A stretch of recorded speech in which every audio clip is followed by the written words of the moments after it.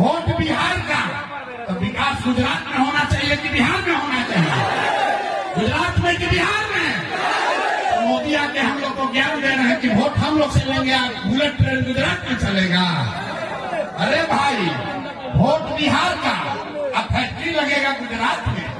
26 को सांसद है गुजरात का और 40 को सांसद है बिहार का। तो गुजरात का आदमी बन गया फैक्ट्री का मालिक और हम लोग का बच्चा बन गया फैक्ट्री में मजदूर। तो हम लोग मोदी के बात इस बार सुनेंगे? सुनेंगे भाई?